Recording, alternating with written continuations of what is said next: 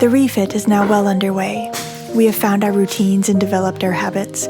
We have a time we wake up and a time we go to bed, a time we eat and a time we rest, and all of the time in between is spent here with our boat, working onwards towards this long-standing dream.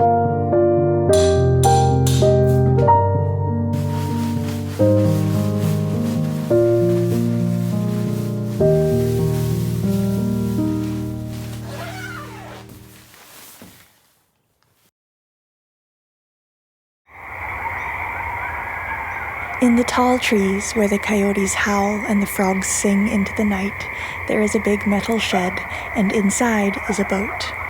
That boat is where this story takes place.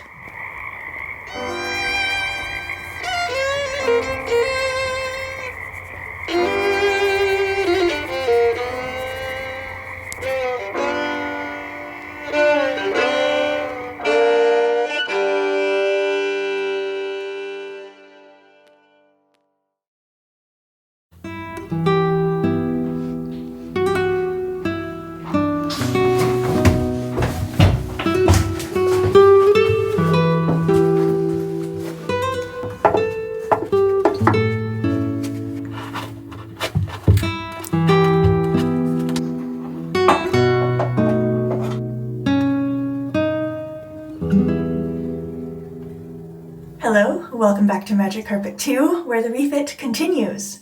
So I'm up in the Vberth today, and I think I'm going to be spending quite a bit of time up here. I've sort of taken the Vberth on as my project that I want to be working on. Meanwhile, Aladino is going to be continuing with the decks project. The main project in the Vberth, as with all the interior eventually, is to have a look at the balsa, to reseal it in places where it's open, to replace places where it's rotten, and then it would be really, really nice to actually put a different sort of fiberglass finish over it.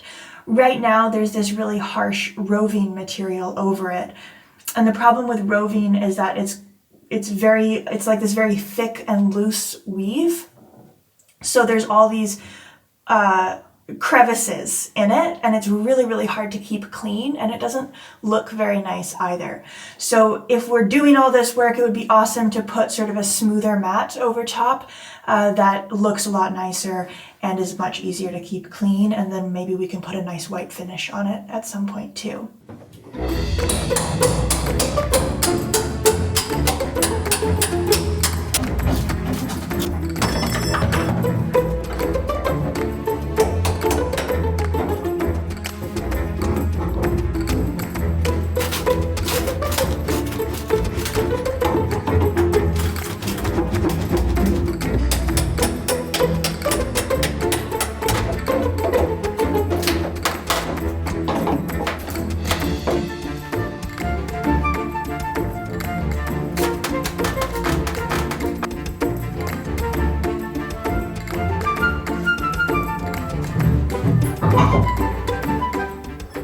Okay, this is going really well, and I am actually so happy. What a sense of accomplishment to take this off. It was nailed down with ring shank nails, so it's sort of a lot of prying and hammering to get it off. We are going to replace this top portion, but I think we're going to reuse this frame.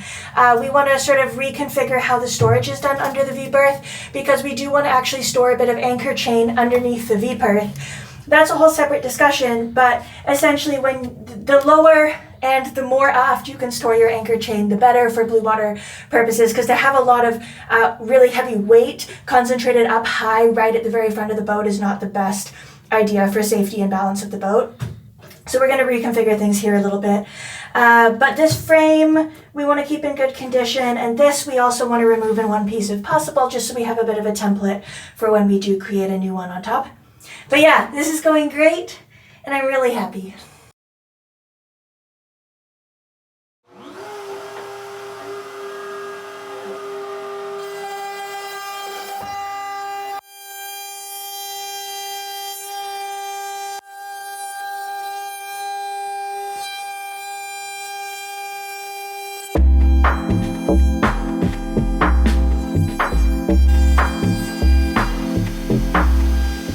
In the last episode, you may remember that we opened up part of the deck to expose the deck beams beneath.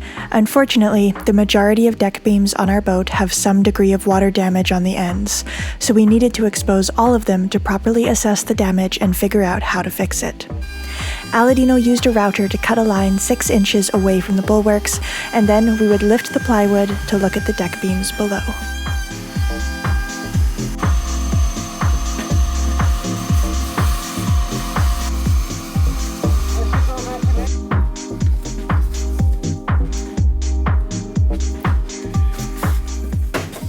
We are through 8 passes of 1/8 of an inch. It will take a while because I'm not running all along the boat doing one cut and then the second one all along. I'm just focusing on like a 6-foot or 8-foot section.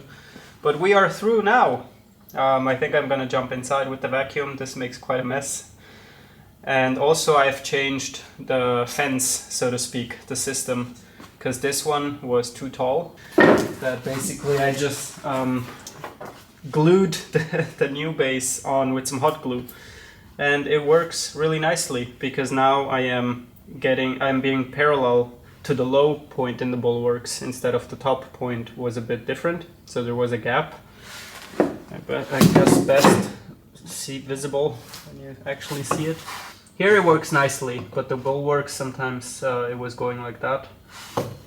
So this just works better, and I've rounded out the corner and I rounded out this one so it is more of a sled. Sometimes it still gets caught in the corner, but if I grip this firmly and go slowly, it works pretty good.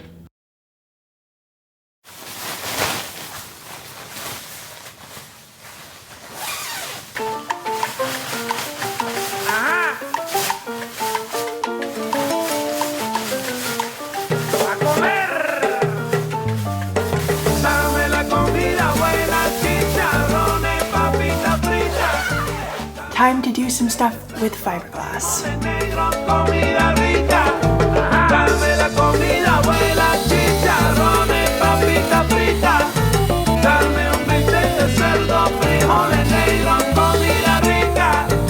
Hello! Welcome back to the Vberth. Part of the reason why we're doing this beyond a few restructuring things in the Vberth is of course to access the balsa insulation and to make sure that it's in all good condition and to sort of see what we're dealing with here.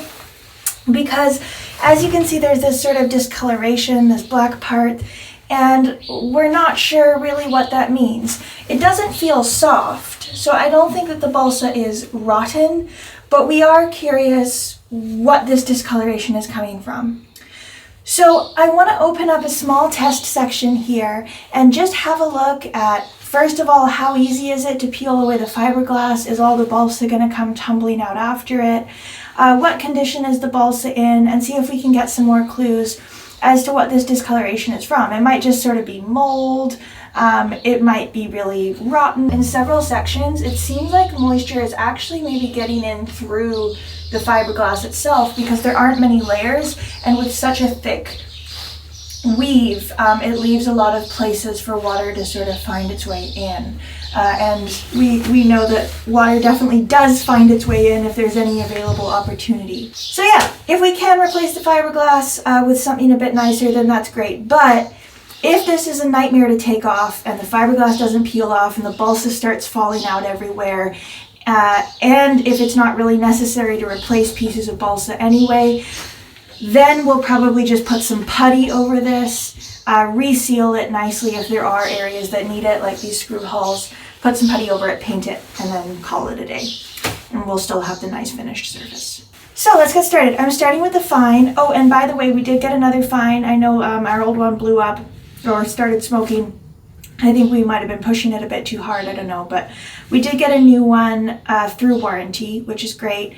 And we did also buy a Bosch multi-tool. So yeah, Fine, I mean, it's a multi-tool. Fine is just the brand. So we also bought the Bosch version, which has a higher amperage and has a bit more power for jobs that need a bit more power. Okay, so let's begin and see what we're dealing with here.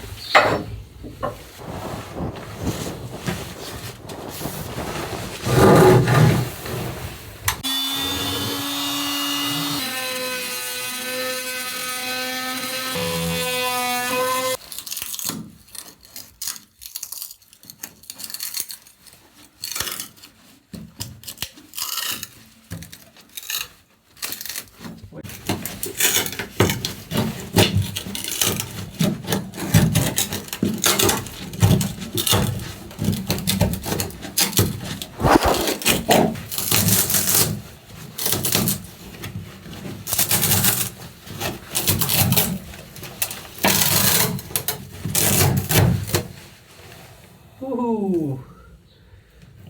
There's a mat. Okay, so that opened up actually pretty easily, and now we have a bit of a better understanding of what's going on here. So balsa, obviously, it comes in these little squares of end grain balsa. Even though these are discolored, they're not rotten. I do think that just condensation got in through this fiberglass, because have a look at this. So it's only 2 layers of fiberglass. This is the top layer, and as you can see, so this is fiberglass roving. Really, really, really sparse, thick weave with a lot of places for water to get in through here. And underneath it is just some fiberglass mat, and this is constructed of all these little fibers that go in different directions. So this one's actually a bit harder to get off. You can see I've only gotten it off in this one section here because it doesn't tear as nicely. It doesn't have as much strength to it. So when you rip at it, all these little fibers just pull apart.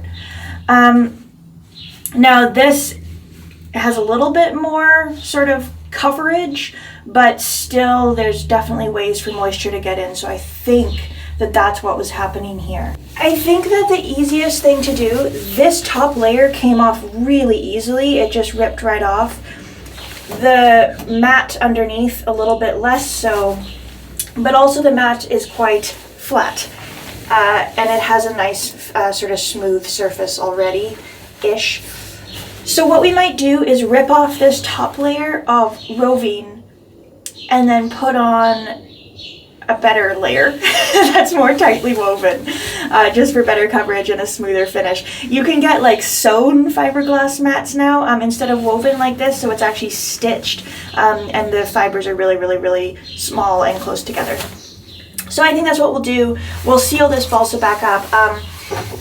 Yeah, it's really not too bad. It's not heavy. That was one of the main concerns. You know, if this is really waterlogged, then is it making our boat a lot heavier? I think it's just kind of moldy, basically.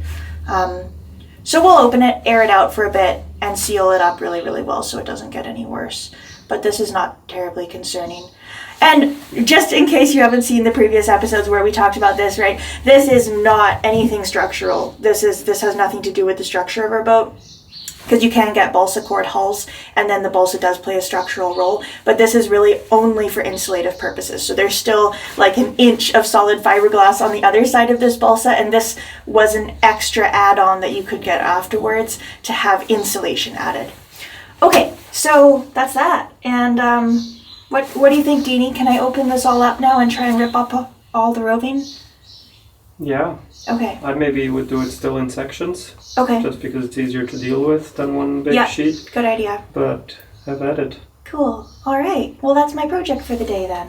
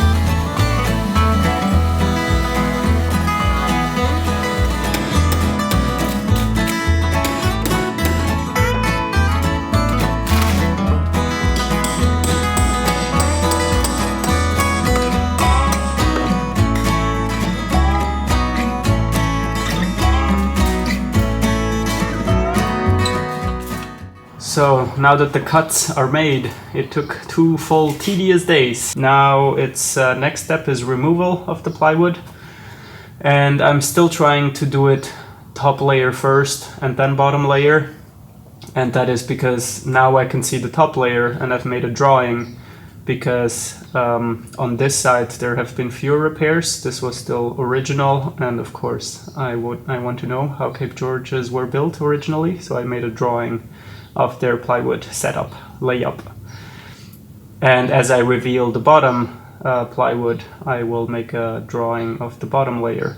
I just don't want to damage the beams by trying to pry up 1 inch of plywood at a time and maybe rip screws out. For now it's just nails, but I don't know.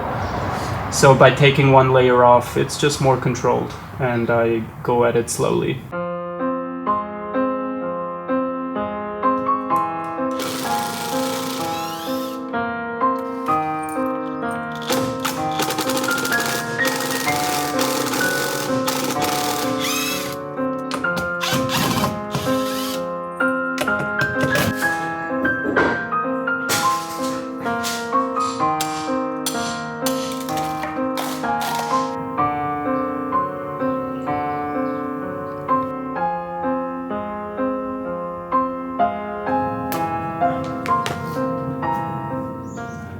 So this is the first section that we have revealed.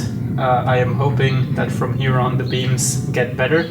Maybe just because they still looked good at the time that they were doing the repair, but since then they've just been rotting away. It still feels moist to the touch. Some is dry rot, it's just soft wood. The blocking was real easy to take off, just removing those 2 screws that hold it in place, and there is no glue. Basically then just tapping it a bit and prying, and I was able to get it off.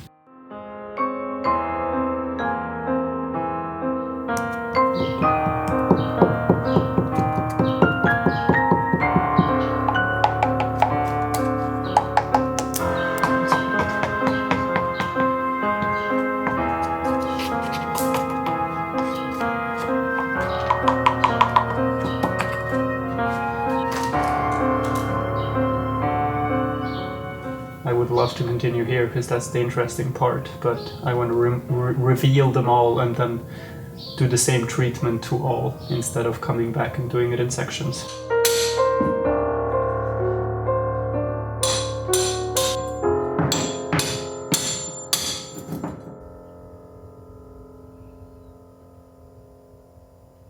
I need to be refitted soon. How's it going? Well, it's going. You're almost done. Power through. Yes. All these jobs lately, the last 4 weeks, have been so hard on the wrists. Everything's banging and prying and... But yeah, not bad progress, I would say. It looks, well, ironically in a way, it looks so good. So everything's symmetric and parallel, and the gap is the same all around, and beams are at the same distance, hopefully. And it really needs to be done. Things are worse, probably, than I thought. I mean, we knew this, but now you are working on it. It's not just like, oh yeah, theory. The next thing is cleaning the surface a bit and then getting the screws out of the blocking, and once the blocking is out, you can really see the end of the beams. And on the port side, what I can say, what I've seen immediately, is that they have done some repairs on the beams. So they have scraped out some rot, not all of it. Some places have repairs and rot, but there is some epoxy put into the beams already. So we'll just have to see how bad was the rot, how much was replaced with epoxy, and how much wood is still in there. So it still is all under evaluation. For now, I'm just powering through the deconstruction. But I'm listening to some Jamaican vibes as I do this. At least that's nice. One thing that I noticed that surprised me is that the deck beams don't seem to go all the way to the hull. Like, they don't touch the hull. Mm-hmm. Did that surprise you? Or, like, what is the reason for that? I would think that they would be, like, perfectly fitted to avoid any sort of flexing. I also thought so, but nonetheless, there is no flexing because they are through-bolted through the beam shelf, so that's locking them. And then once you have a structure that becomes an H or a T, it's very restricted in movement. I think it facilitates building them. It would just take so much longer for I don't know what little benefit to make them fit perfectly. So I thought they would be, but I don't think it's an issue.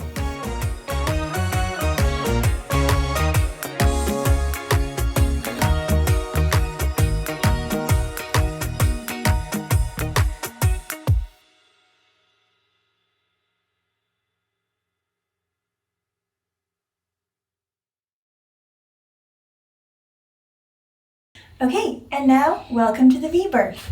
This also looks a little bit different. What I've done now is I've ripped off only the layer of roving.